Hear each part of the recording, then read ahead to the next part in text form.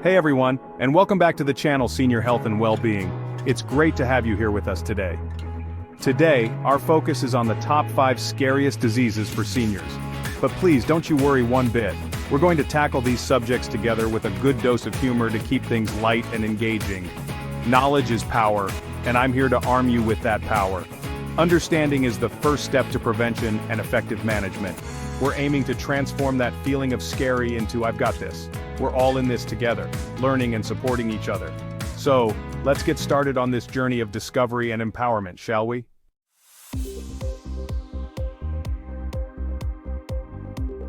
Alright, first up on our list, as your host mentioned, is the infamous COVID-19. This virus, a novel coronavirus, truly took the world by storm, didn't it? It feels like just yesterday we were learning its name and then suddenly it was everywhere, dominating headlines, conversations, and fundamentally changing the way we lived our lives on a global scale. It certainly kept us all on our toes, forcing us to adapt to new realities like social distancing, mask wearing, and an entirely new vocabulary of terms like quarantine and super spreader. The sheer speed at which it spread and the scale of its impact were unprecedented in most of our lifetimes, creating a shared experience of uncertainty and concern across continents and communities. It was a stark reminder of how interconnected our world is and how vulnerable we can be to new pathogens. Now, a critical point, and one your host rightly highlighted, is that seniors are particularly vulnerable to severe outcomes from COVID-19. This increased susceptibility isn't just a random chance, it's rooted in physiological changes that occur as we age, a process often referred to as immunosenescence. Essentially, as our bodies get older, our immune systems don't respond as robustly or as efficiently to new invaders like the SARS-CoV-2 virus. Think of your immune system as a highly trained army. With age, some soldiers might be a bit slower to mobilize, or their communication lines might not be as clear. This means the body might have a harder time fighting off the infection initially, or the immune response itself could sometimes become dysregulated, leading to more complications. It's a natural part of aging, but one that requires extra vigilance with diseases like this one. The range of symptoms associated with COVID-19 is incredibly broad, which is one of the reasons it can be so tricky. Some individuals, including seniors, might experience what feels like a mild cold, a bit of a cough, a slight fever, or some fatigue. However, for others, especially older adults or those with underlying health conditions, the infection can progress to severe pneumonia, acute respiratory distress syndrome, ARDS, requiring hospitalization and even intensive care. It's also important to note that symptoms in seniors can sometimes be atypical. They might not present with the classic fever or cough, but instead show signs like increased confusion, dizziness, or a sudden loss of mobility, which can delay diagnosis and treatment, if not recognized as potential COVID-19 indicators. Beyond the direct physical illness, we absolutely cannot overlook the profound psychological toll that the COVID-19 pandemic exacted, particularly on the senior population. The necessary public health measures like lockdowns and strict social distancing, while crucial for controlling viral spread, often led to significant social isolation, loneliness, and heightened anxiety for many older adults. The constant barrage of concerning news, the fear of contracting the virus, and the separation from family and friends created an environment of chronic stress. For seniors who often rely on social connections for emotional support and well-being, this period was incredibly challenging, impacting mental health in ways we are still working to fully understand and address. The fear was palpable, and the need for connection became more apparent than ever.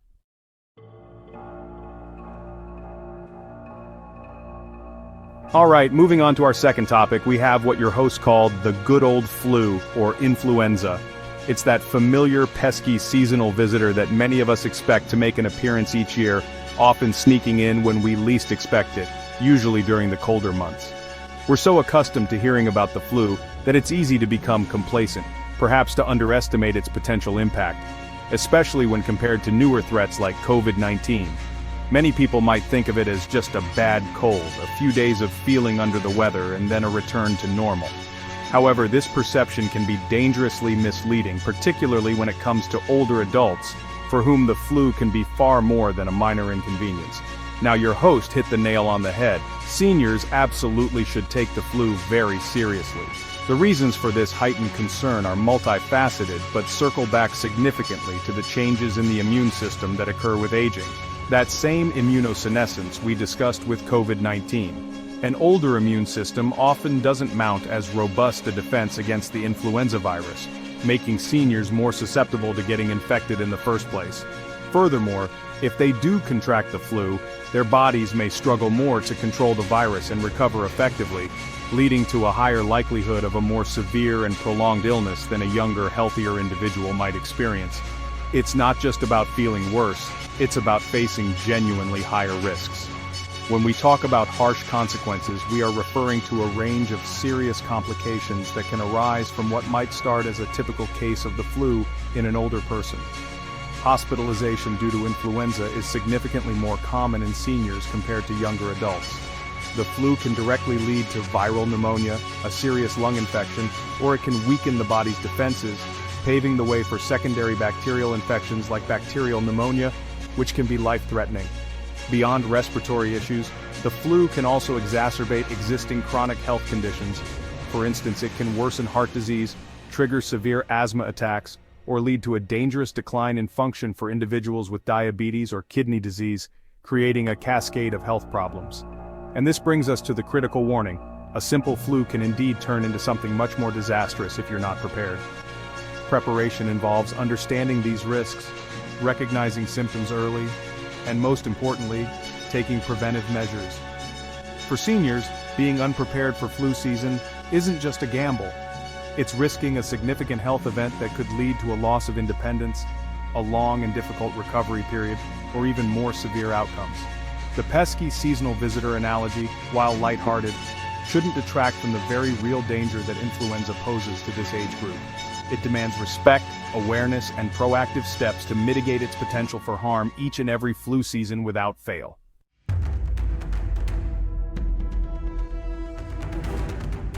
Alright everyone, Dr. Mike here. Today we're diving into a real troublemaker, especially for our seniors: pneumonia. Norma hilariously called it a cold that decided to become a rock star. And honestly, that's not a bad way to think about it. Pneumonia is an infection that inflames the air sacs in one or both of your lungs. These tiny air sacs, called alveoli, can fill up with fluid or pus, making breathing painful and difficult.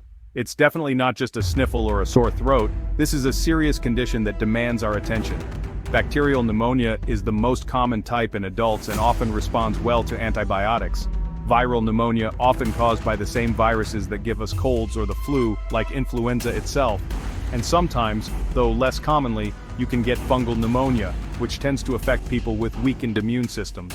Imagine your lungs are like two incredibly complex branching trees, and the alveoli are the leaves where the magic of oxygen exchange happens. When pneumonia crashes the party, it causes inflammation, like a mosh pit in your delicate lung tissue. This is why a key symptom is shortness of breath and why it can make you feel so incredibly wiped out. Pneumonia is a significant escalation, a much more serious condition that can have severe complications if not treated properly.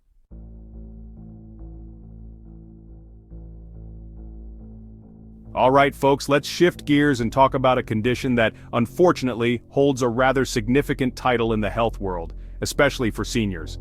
We're diving into heart disease, which the host rightly called the reigning champion of "Why do I feel like this?"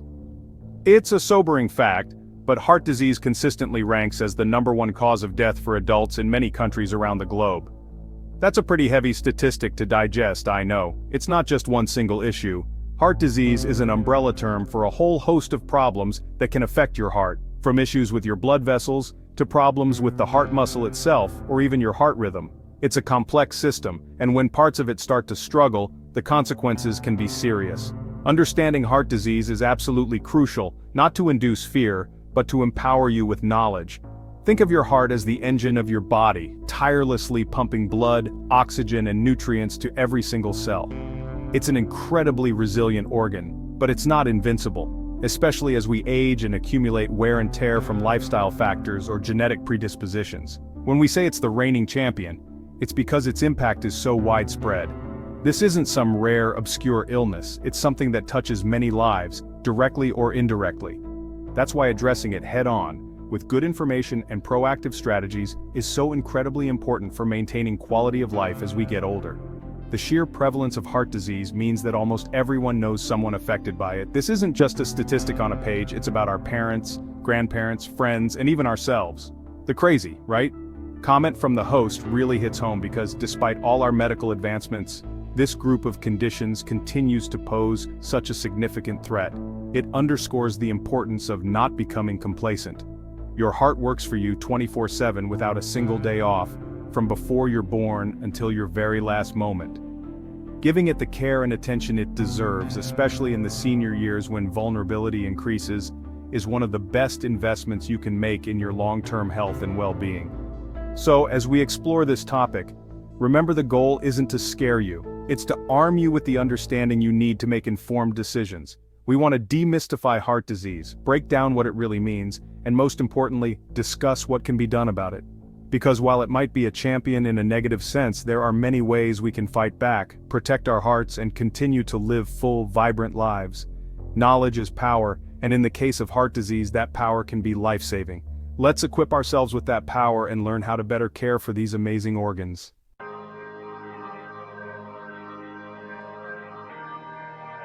Alright everyone, let's move on to a topic that can be particularly challenging and emotionally taxing for individuals and their families: Alzheimer's disease and other dementias. The host made a lighthearted comparison to forgetting where you left your glasses, and while we've all been there, spoiler, they often on your head. The cognitive changes associated with dementia are far more profound and impactful on daily living. It's more than just occasional forgetfulness. It's a progressive decline in cognitive function that interferes with a person's ability to perform everyday activities independently. This includes memory, thinking, reasoning, language, and judgment. Alzheimer's disease is the most common type of dementia, accounting for a significant majority of cases. But it's important to remember that dementia is an umbrella term, much like heart disease. There are other types such as vascular dementia, Lewy body dementia, and frontotemporal dementia, each with its own distinct features and underlying causes, though sometimes they can overlap. What they share is the progressive nature of cognitive impairment. It's not something that happens suddenly, it usually develops gradually, which can make it tricky to identify in its early stages. The changes can be subtle at first, often dismissed as normal aging, but over time, they become more pronounced. The impact on daily living is immense. Imagine struggling to remember the names of loved ones, how to manage your finances, or even how to get dressed in the morning. These are tasks most of us take for granted, but for someone with dementia, they can become monumental challenges. This loss of independence can be incredibly frustrating and distressing for the individual, and it places a heavy burden on family members and caregivers who step in to provide support. It changes family dynamics and requires a tremendous amount of patience, understanding, and resilience from everyone involved. This isn't just a medical condition, it's a deeply human experience. It's crucial to approach this topic with sensitivity and empathy. There's still a lot of stigma surrounding dementia, and that can prevent people from seeking help or talking openly about their experiences. But knowledge and understanding are powerful tools to combat that stigma. Learning about these conditions, how they manifest, and how they progress, can help us be more supportive and effective in our interactions with those affected. It also helps us appreciate the importance of brain health throughout our lives, because while not all dementia is preventable, there are steps we can take to potentially reduce our risk or delay onset.